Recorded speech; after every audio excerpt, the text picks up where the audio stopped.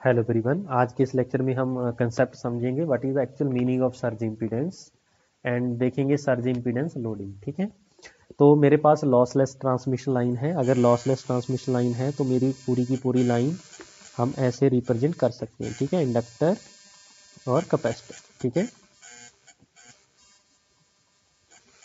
पूरी की पूरी जो ट्रांसमिशन लाइन है राजी मेरी ऐसे ही चलती जाएगी, हम रिसीविंग एंड पे पहुंच जाएंगे। राइट, चलिए तो यहाँ तक क्लियर हुआ भाई। अब मुझे एक चीज बताइए, ये मेरे पास इंडक्टर है, ये कैपेसिटर है, इंडक्टर है, कैपेसिटर है, इंडक्टर है, capacitor, through out the line ऐसे ही चलता जाएगा। अब क्या हुआ, जैसे ही आपने सर्ज का कंसेप्ट देखा था पिछले लेक्चर में, जैसे ही यहाँ पे सर्ज गिरेगा, ठीक है, जैसे ही सर्ज गिरेगा, ये सर्ज आपके पास जो इंडक्टर है इसको चार्ज कर देगा। ठीक है, इंडक्टर एनर्जी स्टोर कर लेगा इन द फॉर्म ऑफ, बोलो, मैग्नेटिक फील्ड। ठीक है, मैग्नेटिक फील्ड की फॉर्म में ये एनर्जी स्टोर कर लेगा। अब इसके बाद ये जो इंडक्टर होगा ये अपनी पूरी की एनर्जी इस कैपेसिटर को रिलीज कर देगा। ठीक है, और कैपेसिटर आपको पता है जो एनर्जी स्टोर करता है इन द फॉर्म ऑफ, बोलो बोलो जी, किसकी फॉर्म में भाई स्टोर करता है? इन the form of electric field. Correct हो इतनी बार? ओके, तो ये आपके पास इलेक्ट्रिक एनर्जी होगी, ये इलेक्ट्रिक एनर्जी होगी कैपेसिटर के अंदर, और जो इंडक्टर है इसके अंदर क्या हो गया राजा? Magnetic energy. करेक्ट हो इतनी बार? तो ये जो कैपेसिटर है, अब इंडक्टर डिस्चार्ज हो जाएगा, ये कैपेसिटर पूरा का पूरा चार्ज हो जाएगा। ठीक है, कैपेसिटर चार्ज होने के बाद ये कैपेसिटर फर्दर डिस्चार्ज होगा और इस इंडक्टर को चार्ज कर देगा। ठीक है, फिर अगेन इंडक्टर इस कैपेसिटर को चार्ज कर देगा, फिर ये कैपेसिटर इस इंडक्टर को चार्ज कर देगा।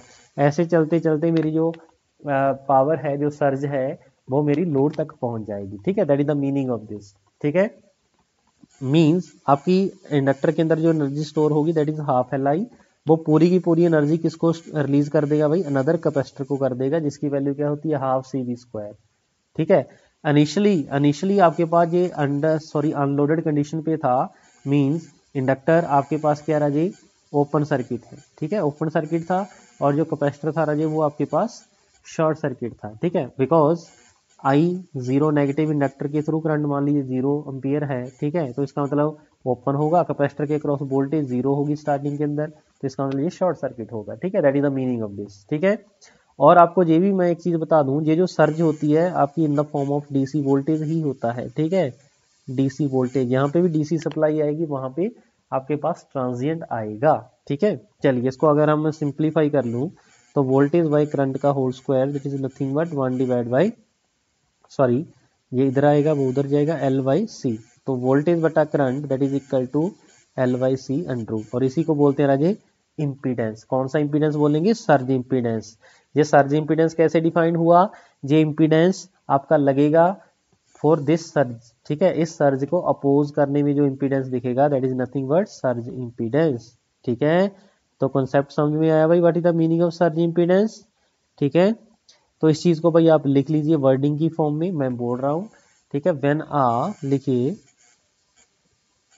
व्हेन आ वोल्टेज और current surge is applied on lossless transmission line, voltage और जो वोल्टेज और करंट आपका वो रीच कर जाएगा, reaches up to by converting, लिख लो भाई इंपॉर्टेंट पॉइंट है। ठीक है, converting electric form of energy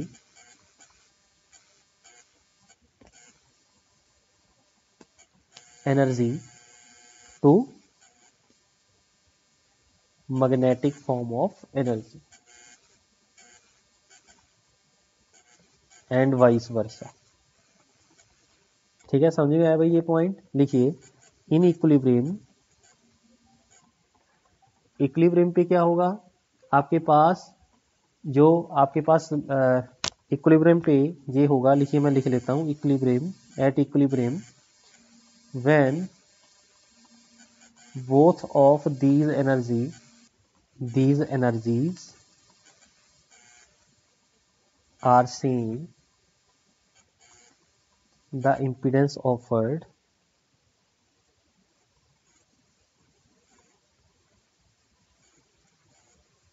to voltage or current surge is called, उसको हम बोलेंगे राजी सर्ज इम्पीडेंस। ठीक है, ओके हुआ भाई यहां तक। आगे फिर नेक्स्ट देखते हैं सर्ज इम्पीडेंस लोडिंग। ठीक है, ये भी आपका भाई इंपॉर्टेंट है, तो लिखिए सर्ज इम्पीडेंस लोडिंग।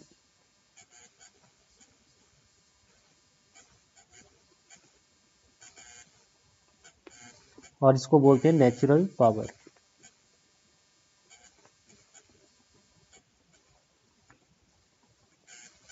SIL भी बोल देते हैं। ठीक है, चलिए तो देखिए, तो ये मेरे पास सर्किट था भाई, आपके पास ट्रांसमिशन लाइन का। ठीक है, फॉर लॉसलेस ट्रांसमिशन लाइन। ठीक है, और यहाँ पे मैंने लोड कनेक्ट कर दिया है। ठीक है, Z ऑफ L। ठीक है, और यहाँ पे जो वोल्टेज है that is nothing but VR। यहाँ पे जो voltage that is sending end voltage, inductor capacitor. ठीक है, अब सर्ज इम्पीडेंस लोडिंग का मीनिंग क्या है? At surge impedance, at surge impedance, ठीक है, द पावर, ये सर्ज इम्पीडेंस कब किसका होगा? ZL का। जब मेरे पास लोड का इम्पीडेंस सर्ज इम्पीडेंस हो जाए, जब लोड का इम्पीडेंस सर्ज इम्पीडेंस हो जाए, उस टाइम पे जो लोड पावर कंज्यूम करेगा उसको बोलते हैं सर्ज इम्पीडेंस लोडिंग। ठीक है, लिखो when the load impedance equal to surge impedance, the power consumed by load is called, हाँ जी, उसको क्या बोलेंगे? Surge impedance loading. उसको बोलेंगे राजे सर्ज इम्पीडेंस लोडिंग। मुझे एक चीज बताइए, जो बी डबल डैश बटा बी था ना, वो किसके इक्वल आया था? 2ZL divide by ZL plus ZS आया था ना। अब जो बी डबल डैश है राजे nothing but V of R है, और जो वोल्टेज V है that is nothing but sending end voltage है, यही है ना। और जो ZL है उसको आपने क्या कर दिया? ZL इक्वल टू क्या कर दिया राजे? ZS। तो यहाँ पे पुट कर दो भाई 2ZS divide by ZS plus ZS। ये भी 2 हो जाएगा, ये भी 2ZS है, ये कैंसिल हो जाएगा, इक्वल टू 1 आ जाएगा। Means V of R equal to क्या आ जाएगा राजी? VS। ठीक है, तो sending end voltage equal to क्या आ जाएगा? बोलो जी, बोलो यार, sending end voltage equal to क्या आ जाएगा? Receiving end voltage. ऐसे ही आपके पास जो IR बटा, जहाँ वैसे बोल सकते हो I double dash divide by I, वो किसके इक्वल था? 2ZS divide by ZS plus ZL। ठीक है, तो ये भी क्या होगा? यहाँ पे ZL था राजी, तो ZL ZS दोनों सेम हो जाएंगे, ये भी इक्वल टू 1 आ जाएगा। मीन्स IR इक्वल टू क्या आ जाएगा राजी? सेंडिंग एंड करंट आ जाएगा। ठीक है, इसका मतलब ये हुआ, जब भी मेरे पास लोड का इंपीडेंस इक्वल टू हो जाएगा surge impedance, that is the impedance of the transmission line, तो उस केस में क्या होगा? आपके पास receiving end voltage equal to क्या हो जाएगा? Sending end voltage. और जो IR है मींस रिसीविंग एंड करंट है, वो क्या हो जाएगा? सेंडिंग एंड करंट के इक्वल हो जाएगा। ठीक है, तो लिखो when load is at surge impedance, the voltage and current at the receiving end, लिखते जो भी आराम से, is equal to voltage और current at sending end। ठीक है, at sending end हो जाएगा। और जिसमें वोल्टेज दोनों साइड की सेम हो और करंट सेम हो, उस टाइप की प्रोफाइल को हम बोलते हैं राजी फ्लैट वोल्टेज और करंट प्रोफाइल। ठीक है, तो दिस वोल्टेज और करंट प्रोफाइल इज कॉल्ड, इसको हम बोलेंगे राजी फ्लैट वोल्टेज और करंट प्रोफाइल। ठीक है, हाँ जी, यहां तक ओके हो गया भाई? बोलो, अगर कोई दिक्कत कोई कंफ्यूजन है तो बताइए भाई। ठीक है, तो अच्छे से भाई इसको नोट कर लीजिए, ये आपके लिए इंपॉर्टेंट है। ठीक है, हाँ जी, ओके हो जाएगा, बिल्कुल ओके हो जाएगा। यहाँ पे नोट डाल लो, आपके पास मैं टाइप्स ऑफ ट्रांसमिशन लाइन बता देता हूँ भाई यहाँ पे एक पॉइंट पे। तो लिखिए नोट। तो पहली आपके पास जो होती है लॉसलेस लाइन, ठीक है। हाँ, यहाँ पे हेडिंग देख लो, टाइप्स ऑफ लाइंस, ठीक है। पहली आपके पास लॉसलेस लाइन। लॉसलेस लाइन को हमने पहले भी डिफाइन कर दिया है भाई। लॉस लाइन के लिए if R equal to G equal to zero हो जाए उस लाइन को क्या बोलते हैं, लॉसलेस ट्रांसमिशन लाइन, ठीक है। दूसरी आपके पास आ जाती है डिस्ट्रीब्यूशन लाइन, ठीक है, डिस्ट्रीब्यूशन लाइन, ठीक है। तो इसमें क्या होता है, if time constant of series and shunt element is same equal to time constant of shunt element, sorry यहाँ पे मैंने उल्टा कर दिया भाई। If the time constant of series element is equal to the time constant of shunt element then is called distribution transmission line, ठीक है। जैसे आपके पास क्या था, ये चीज थी ना आपके पास, दो यहाँ पे कंपोनेंट आ रहे थे भाई ट्रांसमिशन लॉन्ग की, अगर मैं बात करूं, बोलो यही था ना, ये था आर, ये था एल, ये था जी, और ये क्या था, सी। इसका मतलब ये हुआ, अगर time constant of this equal to हो जाए टाइम कांस्टेंट ऑफ दिस, उसको क्या बोलेंगे राजी, बोलो डिस्ट्रीब्यूशन ट्रांसमिशन लाइन, ठीक है। तो इसका टाइम कांस्टेंट कैसे निकालते हैं भाई, एल बाई आर आपको पता है, ठीक है। तो इसका क्या होगा, सी बाई जी होगा, ठीक है, क्योंकि आर सी होता है ना, तो R C, R of C, ठीक है। जो जी होता है that is nothing but 1 by R. इसका मतलब यहाँ पे सी बाई जी हम लिख सकते हैं। इसका मतलब कंडीशन क्या हुआ, एल बाई आर अगर इक्वल टू है आपके पास, बोलो जी सी बाई जी, उसको क्या बोलेंगे राजी, बोलो जी डिस्ट्रीब्यूशन लाइन, ठीक है, उसको बोलेंगे डिस्ट्रीब्यूशन लाइन, राइट। तीसरा आपके पास जो अभी आपने देखा था फ्लैट लाइन, फ्लैट लाइन, ठीक है। इफ वोल्टेज और करंट, इफ वोल्टेज और current on sending end and receiving end is same is called flat line, ठीक है। इसका मतलब V of R equal to क्या हो जाए, V of S, I of R equal to क्या हो जाए, I of S, ठीक है। तो ये तीन टाइप की आपके पास भाई ट्रांसमिशन लाइन होती है, ठीक है। तो नोट वाले पॉइंट को बॉक्स में करिए बंद, और फर्दर जो आपका टॉपिक चल रहा था सर्ज इम्पीडेंस लोडिंग, उसमें आपका स्वागत है, ठीक है। तो SIL की वैल्यू अगर हम निकालें तो इसको बंद कर दो भाई, ठीक है। तो जस्ट आपकी नॉलेज के लिए हम आपको बताया था, ठीक है। इस प्रोफाइल के बाद आप नेक्स्ट कंटिन्यू करिए सर्ज इम्पीडेंस लोडिंग, ठीक है। तो सर्ज इम्पीडेंस लोडिंग अगर मैं सिंगल फेज की बात करूं तो वो किसके इक्वल आ जाएगी भाई, रिसीविंग एंड वोल्टेज का स्क्वायर डिवाइड बाई इम्पीडेंस कितना भाई जेड, ऐसा आपको क्लियर है, ठीक है। इफ थ्री फेज की अगर मैं बात करूं, थ्री फेज के केस में क्या होगा, SIL जे पर फेज का हो गया, 3 से मल्टीप्लाई कर दो रहा वी आर का square divide by Z of S, ठीक है। लेकिन जो क्वेश्चन है उसके अंदर जो वोल्टेज आपको गिवन होती है राजे, वो कौन सी गिवन होती है, लाइन टू लाइन वोल्टेज। चलिए लाइन टू लाइन वोल्टेज के लिए भी देख लेते हैं भाई। तो 3 into V line to line क्या होता है, √3 ऑफ बी फेज होता है कि नहीं होता। अब यहाँ पे बी फेज गिवन है, तो V line to line divide by √3, ये पुट कर दो भाई, V line to line divide by √3, इसका क्या कर देंगे square divide by Z S. तो ये क्या आ जाएगा, वी लाइन टू लाइन का square divide by Z S. बोलो हो जाएगा कि नहीं हो जाएगा, this is nothing but surge impedance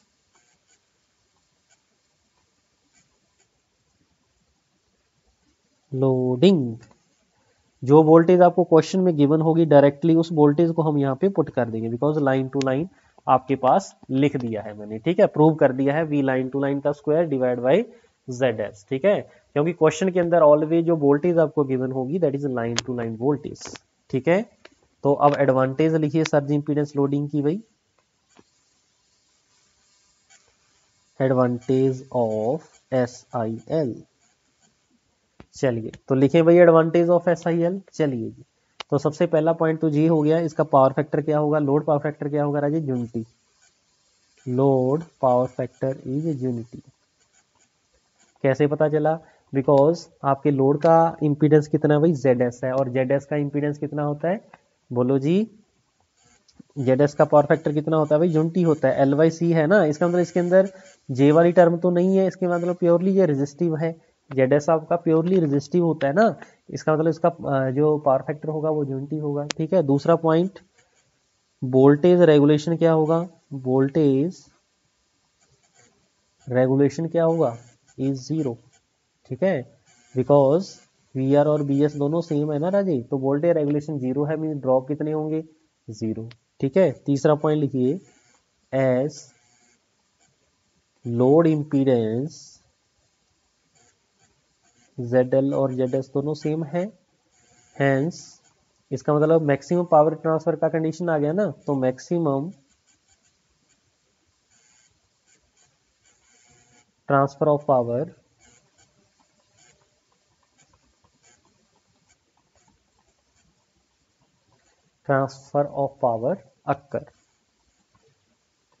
occurs from source to load. ठीक है, सोर्स टू लोड आपकी क्या होगी, मैक्सिमम पावर ट्रांसफर होगी, तो इसी को हम क्या बोलते हैं, is called maximum power transfer capability. ठीक है, और फोर्थ पॉइंट आपका जो मोस्ट इंपॉर्टेंट है, आपका जो फ्रंट इफेक्ट होगा राजी, वो क्या हो जाएगा,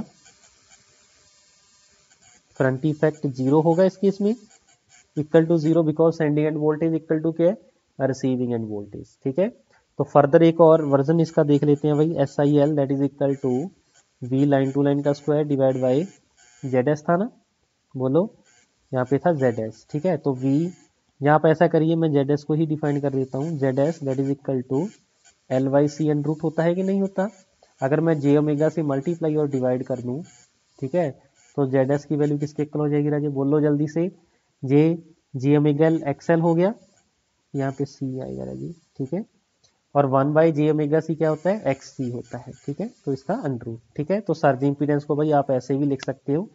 ठीक है, तो ZS के दो फॉर्मूले आपके पास आ गए, XL into X of C under root, या फिर आप लिख सकते हो LC अंडर रूट।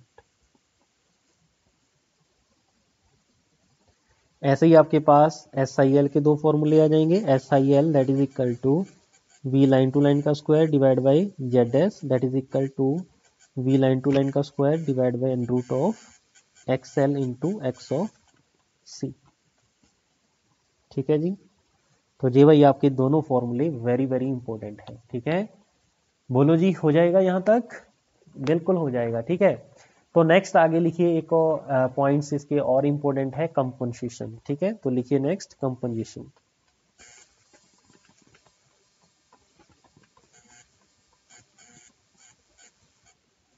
मान लीजिए मेरे पास ट्रांसमिशन लाइन है। ठीक है, अगर मैं बिफोर कंपनसेशन की बात करूं, बिफोर कंपनसेशन, हाँ जी, मेरे पास इंडक्टर है लाइन का, एक क्या कैपेसिटर है। ठीक है, यही चीज थी। अगर मैं इसका ZS बिफोर कंपनसेशन में ZS1 बोल रहा हूँ, L/C अंडर रूट, आप भी जानते हो और मैं भी जानता हूँ। ठीक है, ये चीज होगी, और इस केस में जो सर्ज इंपीडेंस लोडिंग होगा बिफोर कंपनसेशन, उसको मैं SIL1 बोल रहा हूँ। ठीक है, that is equal to voltage का स्क्वायर डिवाइड बाई ZS1। ठीक है, ये चीज होगी। नाउ आफ्टर कंपनसेशन, ठीक है, केस नंबर 1। ठीक है, इसके डिफरेंट केस होंगे, 4 केस हम यहाँ पे देखेंगे भाई। तो लिखिए केस नंबर 1। पहला केस क्या है, बोलो जी, series capacitive compensation, series capacitive compensation. देखिए जी, इसके अंदर क्या होगा, मेरे पास इंडक्टर था, इंडक्टर के सीरीज में हमने क्या लगा दिया, बोलो जी, CSC लगा दिया। ठीक है, जे L और C तो पहले का था, जे मैंने सीरीज कैपेसिटर यहाँ पे लगा दिया है। ठीक है, तो now capacitor CSC is connected in series ठीक है, series per unit length for series compensation. ठीक है, ये पॉइंट आप लिख लो भाई। Now capacitor CSC is connected in series per unit length for series compensation. ठीक है, फॉर सीरीज कंपनसेशन। ठीक है, तो उस केस में सीरीज रिएक्टेंस क्या हो जाएगी राजे? सीरीज रिएक्टेंस ऑफ दिस वो हो जाएगी सर जे ओमेगा एल माइनस जे, हाँ जी, ओमेगा सी कौन सी है? SC है। ठीक है, ये मेरी सीरीज हो जाएगी। अगर मैं जे ओमेगा एल कॉमन निकाल लूँ, ठीक है, तो अंदर क्या बचेगा? 1 minus 1 divide by omega square CSC into L. ठीक है, ऐसे भी लिख सकते हैं इसको, जे ओमेगा एल 1 माइनस, ठीक है, जो चीज़ याद रखने वाली होगी मैं आपको बता दूंगा। ठीक है, इस ओमेगा एल को 1 by omega L omega CSC ऐसे लिख सकते हैं। इसको क्या लिख सकते हैं? 1 बाई XL और इसको XC। ठीक है, तो ये ऊपर क्या चला गया? XC सीरीज वाला डिवाइड बाई XL। ठीक है, ये चीज़ बन जाएगी राजी, बिल्कुल बन जाएगी। इसको मैं देखिए क्या लिख रहा हूँ, जे ओमेगा एल 1 माइनस इसको KCSC लिख दी। ठीक है, तो जो KCSC होगा ये हमें बताएगा परसेंटेज रिएक्टेंस। ठीक है, that is equal to XCSC divide by X of L। ये बताएगा डिग्री ऑफ सीरीज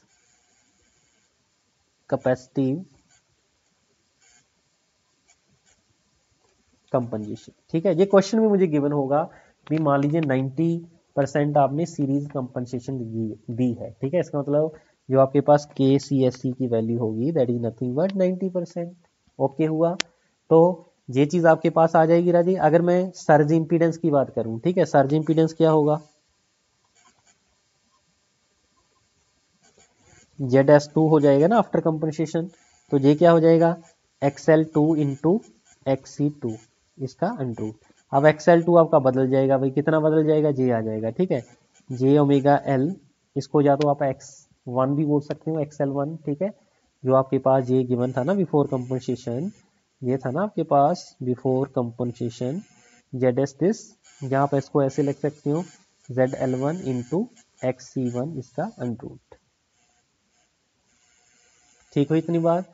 चलिए, ये होगा मेरे पास ZS2 विच इक्वल टू, इसको हम बोल दें ZS1 इंटू 1 माइनस KCSC ऐसे लिख सकते हैं। ठीक है, चलिए, इसका मतलब ZS2 की वैल्यू अगर मैं लिखूं तो ZS1 इंटू 1 माइनस KCSC।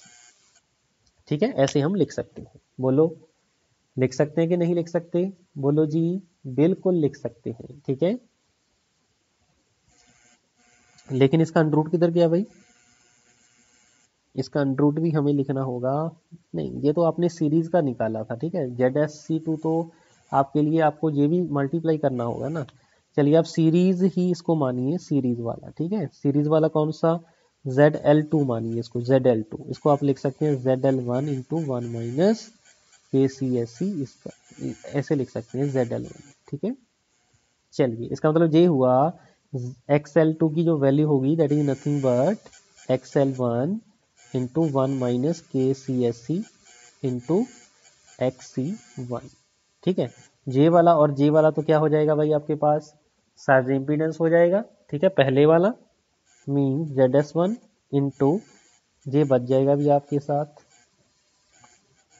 ठीक है, ये आपके पास ZS2 की वैल्यू आ गई। ठीक है, तो सर्ज इम्पीडेंस के ऊपर क्या इफेक्ट पड़ेगा? जे इफेक्ट पड़ेगा आफ्टर द कंपनसेशन। अब नेक्स्ट क्या है? अब मैं सर्ज इम्पीडेंस लोडिंग पे भी देख लेता हूँ भाई। जो SI ऑफ IL है that is inversely proportional to, बोलो यही है ना? तो इसका मतलब SIL2 की वैल्यू कितनी हो जाएगी राजी?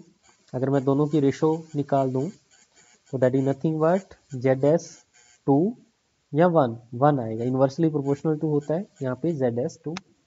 ठीक है, हो जाएगा भाई। ये 2 है तो यहाँ पे 1 आएगा, ये 1 है तो 2 आएगा, क्योंकि इनवर्सली प्रोपोर्शनल है। ठीक है, चलिए, अब मैं अगर वैल्यूज पुट कर दूं SIL2 की that is equal to ZS1, हाँ जी, ZS2 की वैल्यू पुट करो ZS1 इंटू 1 माइनस KCSC इसका अंडरूट, यहाँ पे SIL1 ये तो कैंसिल हो जाएगा। इसका मतलब SIL2 2 that is equal to SIL1 divide by 1 minus KCSC।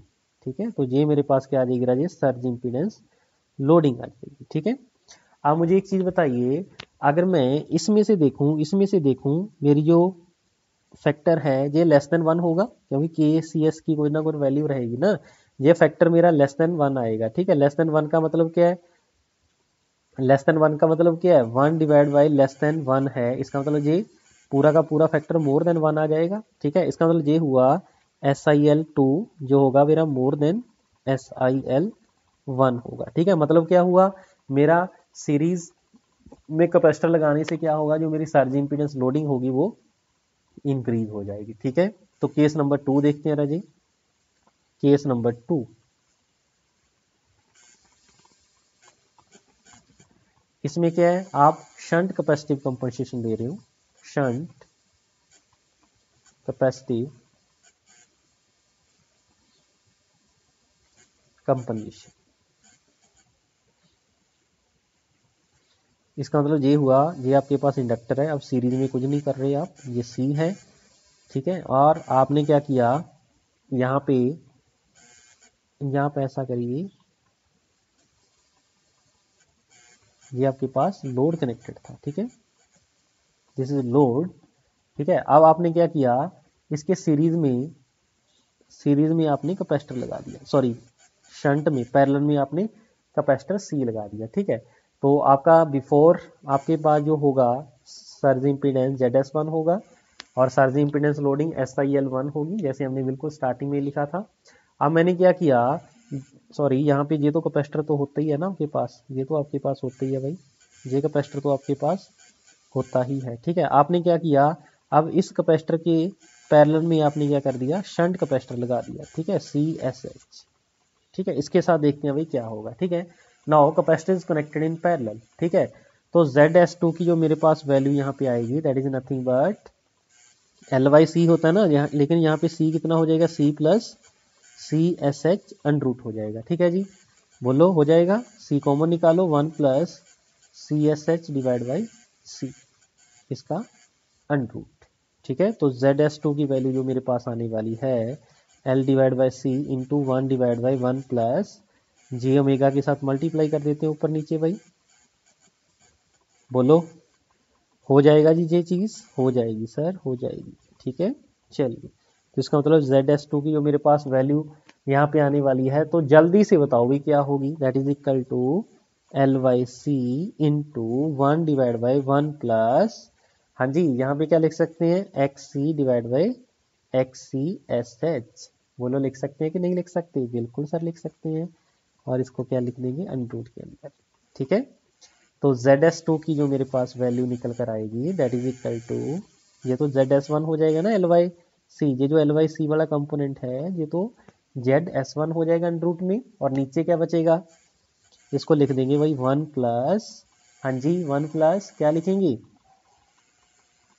इसको लिख देंगे आपके पास कंपनसेशन का फ्रैक्शन। ठीक है, मींस परसेंटेज शंट कंपनसेशन, इसको हम लिख देंगे KCSH। ठीक है, और इसका क्या होगा राजी, अनरूट। ठीक है, तो ये मेरे पास आ जाएगा राजी आपका surge impedance in case number 2। ठीक है, और जो KCSH है इसको हम लिख देंगे परसेंटेज शंट कैपेसिटिव कंपनसेशन। ये आपको क्वेश्चन के अंदर गिवन होता है राजी। ठीक है, एक दो क्वेश्चन हम देखेंगे। इसका मतलब ये हुआ जो ZS2 है इसकी वैल्यू मोर देन 1 होगी भाई, डिनोमिनेटर की 1 प्लस समथिंग है, इसका मतलब ये लेस देन क्या हो जाएगा, ZS1। ठीक है, अगर ये लेस देन ZS1 हो गया, इसका मतलब जो सर्ज इंपीडेंस लोडिंग है वो इन्वर्सली प्रोपोर्शनल टू होती है, वो मोर देन हो जाएगी SIL1। ठीक है, इसका मतलब जब भी सर्ज इंपीडेंस लोडिंग इस केस में ज़्यादा है, इसका मतलब मेरे पास पावर फैक्टर कौन सा होगा राजी, लीडिंग। क्यों, क्योंकि शंट कैपेसिटिव आप दे रहे हो। ठीक है, कैपेसिटर का इफेक्ट आपका ज़्यादा है तो SIL2 मेरी ज़्यादा हो जाएगी। ठीक है, क्योंकि आफ्टर कंपनसेशन आप कैपेसिटेंस को बढ़ा रहे हो ना, बिकॉज जब मेरे पास कोई भी कंपनसेशन गिवन नहीं था तो दोनों केस में जो इम्पीडेंस होगा वो सेम होगा, SIL1 और SIL2 सेम होगा। ठीक है, लेकिन जैसे ही मैंने सीरीज में कैपेसिटर लगाया, सॉरी आपका पैरेलल में कैपेसिटर लगाया, उसके साथ पावर फैक्टर इंप्रूव हुआ, मींस आपका पावर फैक्टर लीडिंग होगा, राइट। आगे सुनिए केस नंबर 3।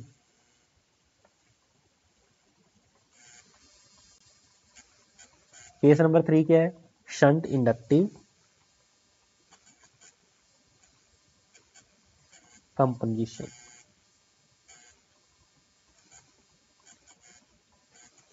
इसमें क्या होगा भाई, आप जो पैरेलल वाला कैपेसिटर है उसके साथ क्या लगा दोगे, ये एल है, ये सी है, ये तो पहले का है सिचुएशन। अब आपने क्या किया, यहाँ पे पैरेलल में एक इंडक्टर लगा दिया LSH, ठीक है। इसके साथ देखते हैं भाई क्या इफेक्ट आएगा। तो ZS2 की वैल्यू निकाल दें। ZS2 किसके इक्वल होगा भाई, बोलो जल्दी से भाई।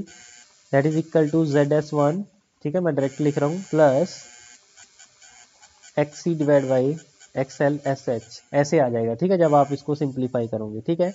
तो ZS2 की वैल्यू मेरे पास जो आ जाएगी दैट इज इक्वल टू, हाँ जी बोलो जी, ZS1 1 प्लस, हाँ जी XC को हम क्या लिख सकते हैं भाई, बोलो जी, 1 divide by J omega C, और XLH को ये लिख सकते हैं J ओमेगा LHS, ठीक है, इसका अंडरूट। तो ZS2 की जो मेरे पास वैल्यू आने वाली है 1 minus 1 divide by omega square C into LSH, इसका पूरे का अंडरूट।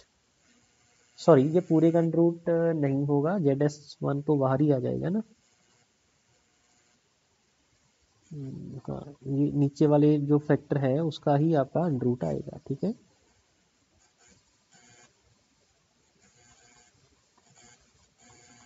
ये भी J था और ये भी J था, ठीक है, और जे माइनस हो जाएगा भाई, यहाँ पे माइनस बन जाएगा, ठीक है। तो इसको मैं फिर से लिख देता हूँ भाई।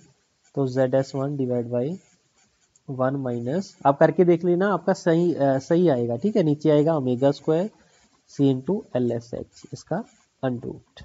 ओके हुआ। तो इसका मतलब ZS2 की अगर मैं वैल्यू देखूँ तो ZS1 डिवाइड बाई 1 माइनस, हाँ जी, 1 डिवाइड बाई ओमेगा C क्या हो जाएगा, XC, और omega LSH C, sorry omega LSH, ठीक है, इसका अंडरूट आ जाएगा, ठीक है। तो ZS2 को मैं ऐसे भी लिख सकता हूँ, ZS1 डिवाइड बाई 1 माइनस, इसको बोलेंगे KLSH, इसका अंडरूट। इस वाले फ्रैक्शन को इसमें लिख देंगे परसेंटेज ऑफ फ्रैक्शन, ठीक है। तो KLSH को क्या लिखेंगे, फ्रैक्शनल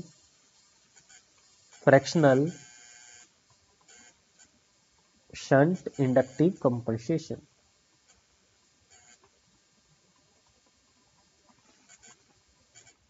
ठीक है। तो यहाँ से अगर मैं देखूँ ZS2, चलो मैं नेक्स्ट लिख देता हूँ, जो ZS2 होगा वो मेरा पहले से क्या होगा राजी, ZS2, क्योंकि ये लेस देन 1 आएगा ना, तो ZS2 मेरा मोर देन ZS1 होगा। इसका मतलब SIL2 जो होगी that is less than of SIL1 होगी। जब भी मेरे पास SIL लेस देन SL1 होगी, इसका मतलब मेरे पास पावर फैक्टर कौन सा होगा राजे, लैगिंग, ठीक है, लैगिंग पावर फैक्टर होगा, ठीक है। बिकॉज जब मेरे पास यूनिटी पावर फैक्टर था उस केस में दोनों सेम होंगे, SIL1 इक्वल टू SIL2। जैसे ही शंट कैपेसिटर लगाया उसके साथ SIL2 मेरा इंक्रीज हो गया SIL1, ठीक है। इसका मतलब कैपेसिटर आपने लगाया, इसका मतलब लीडिंग पावर फैक्टर होगा, ठीक है। इसका मतलब यहाँ पे लैगिंग पावर फैक्टर होगा, ठीक है। तो केस नंबर 3 देखिए भाई, सॉरी केस नंबर 4, इसको भी मैं डायरेक्टली लिखूंगा भाई, series capacitive, sorry inductive, series inductive compensation. Inductive आपने कर लिया था या नहीं किया था, बिल्कुल स्टार्टिंग में जो फर्स्ट केस किया था वो कौन सा केस किया था, सीरीज कैपेसिटिव ही आपने किया था आई थिंक, है ना। एक मिनट में चेक करता हूँ भाई, हाँ सीरीज इंडक्टिव आएगा, ठीक है, सीरीज इंडक्टिव कंपनसेशन।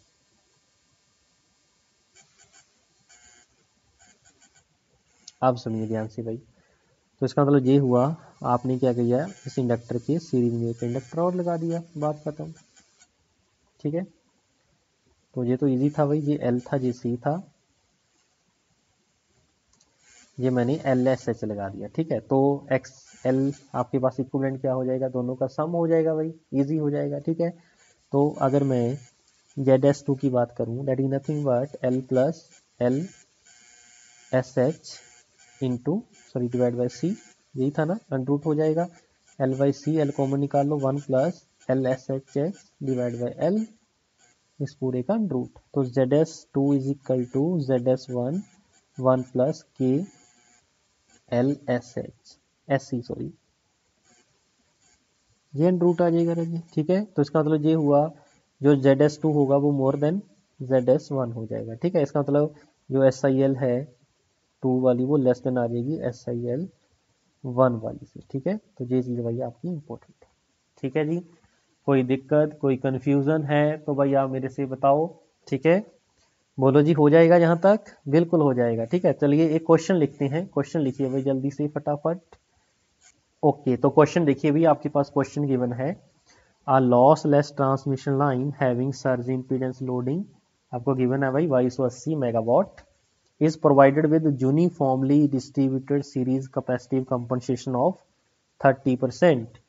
तो के सी एस सी आपको गिवन है भाई 30% मीन्स 0.3, ठीक है। और S I L before compensation आपको गिवन है that is equal to 2280 megawatt, ठीक है। तो आपने क्या निकालना है, एस आई एल टू निकालना है आफ्टर कंपनसेटेड ट्रांसमिशन लाइन, ठीक है। ये चीज भाई आपने निकालनी है। तो केस नंबर जो 1 आपने किया था उसके ऊपर बेस्ड ये क्वेश्चन है आपका भाई, बोलो क्या आएगा। Surge impedance loading that is equal to S I L divide by 1 minus K C S C, ठीक है। तो यही आपके पास नॉर्मल सा क्वेश्चन था भाई। तो अगर रिजल्ट आपको याद है तो आप इजीली निकाल सकते हो, ठीक है। तो S I L two that is equal to 1 divide by 1 minus K S C into क्या था भाई, एस आई एल टू था, ठीक है। एक चीज और देख लो, क्या अंडर रूट तो नहीं था इसके अंदर, विदाउट अंडर रूट है या विद अंडर रूट है, ठीक है। तो देखिए भाई यहाँ पे एक गलती फिर कर रखी है ना आपने, अगर क्वेश्चन ना होता तो ये आप गलत कर देते, ठीक है। यहाँ पे देखो अंडर रूट के अंदर आया था, ठीक है। तो यहाँ पे भी क्या आएगा, अंडर रूट के अंदर ही आएगा, ठीक है जी।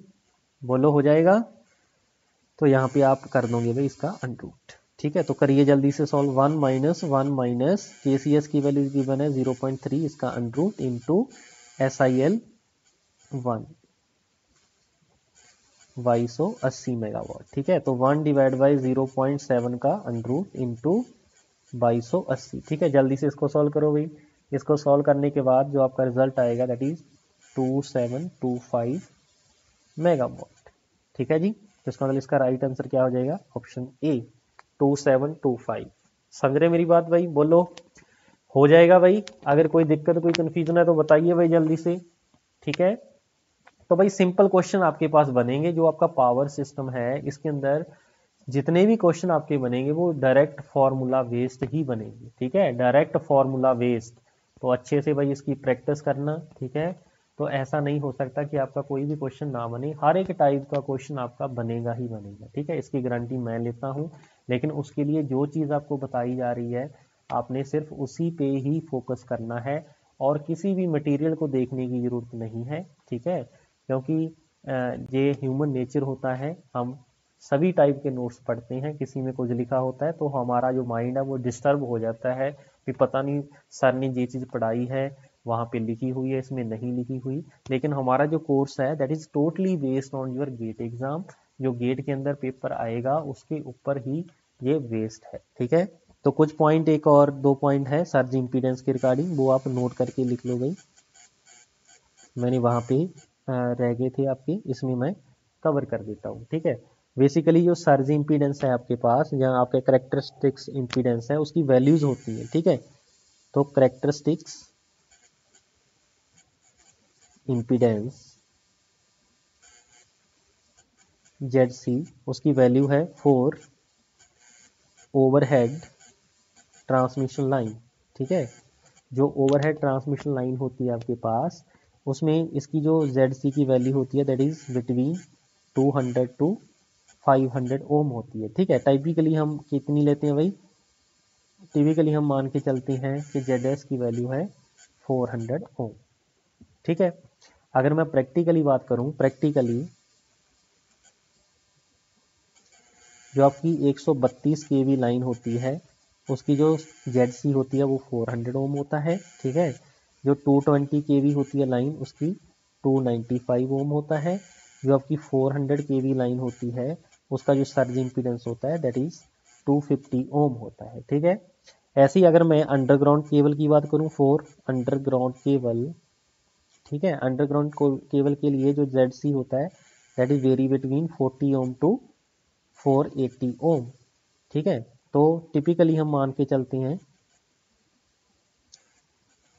ठीक है, दैट इज इक्वल टू 40 ओम। ठीक है, किसकी वैल्यू, ZC का वैल्यू। ठीक है, तो ये भाई आपके कुछ पॉइंट मिसिंग थे, इसको आप भाई नोट कर लेना। ठीक है, और अगर मैं आपके पास लम्प्ड लोड की बात करूं, ठीक है, लम्प्ड इंडक्टिव लोड की बात करूं, उस केस में